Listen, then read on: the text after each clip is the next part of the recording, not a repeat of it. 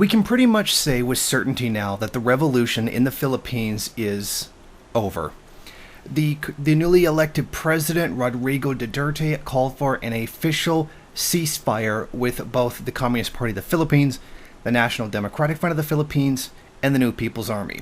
The head of the Communist Party of the Philippines, Jose Sison, has welcomed it, and there's now officially a ceasefire between the rebels and the government of the Philippines. Which means now, officially, armed struggle is over. Protracted People's War is over. Now, usually when the president gives his first State of the Union address in the Philippines, the communists show up. They've got banners of Marx, Lenin, Mao, burning effigies of the president, and all kinds of things like this. Pictures of paintings of peasants armed, ready for rebellion, etc. Not this time. This time when they showed up, they had banners calling for peace. There was no violent imagery. The images of Marx, Lenin, and Mao had been removed. Basically all revolutionary symbols, every symbol of resistance to imperialism, etc., have been taken down and replaced with calls for peace, doves, and the stupid hippie peace sign, and all that other crap. And that's where things are right now. It went so far as the Philippine National Police Chief, Ronald Del Rosa, shook hands with Bagong Alyangsang Makabayan, the General Secretary, Renato Reyes Jr. That's right, the head of the police with the head of the org were shaking hands together. Now, this is exactly what Jose Sison said to the media.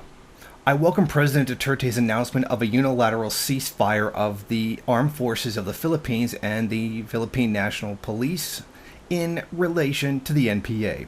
We share with President Duterte the determination to resume the formal talks and work for a just and lasting peace. So there you have it now. It's undeniable at this point. There's no one left who could be denying it. That outright Jose Sison is selling out the revolution in the Philippines.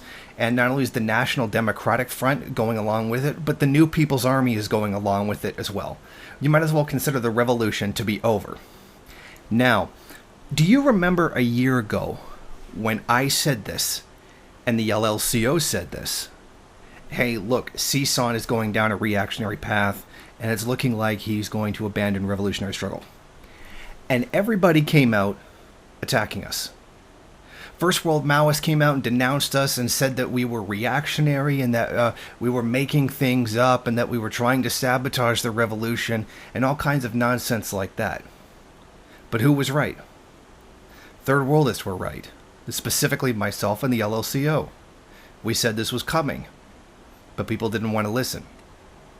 So I'm just wondering, all those people, the First World Maoists, whether they're going to step up and apologize for what they said to me, or for what they said about the LLCO, and admit that they were actually wrong. But, come on, that's not going to happen. But now, place this in the context of how Maoism is in the First World. First World Maoists are basically nothing more than SJW groups. Their whole thing is about, crying about various forms of oppression while tending to put class, the very basis of Marxism, to the back. And all of this in an effort to reach more marginalized groups that don't have any revolutionary potential. Look at it. They're all just whiny college kids. And they were spineless. They're spineless cheerleaders for third world groups. Isn't that really ironic that the third worldists are claimed that, oh, you just mindlessly cheerlead third world groups? Well, that's not true. We were the ones who were actually critical of them and calling them out on their crap way back.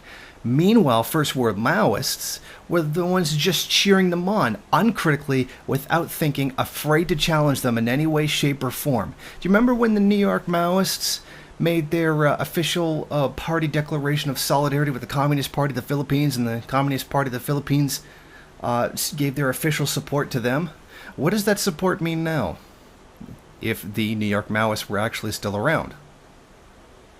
In the end, both myself and the LLCO were actually right. We saw this coming.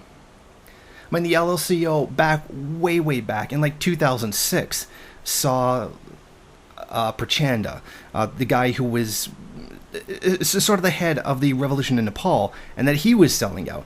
And they pointed that out, and I didn't see it at the time. I wasn't even doing this at the time.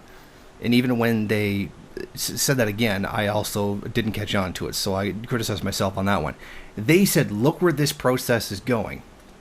And look where it ended up. And again, back then, everybody denounced them for taking a supposedly reactionary stance.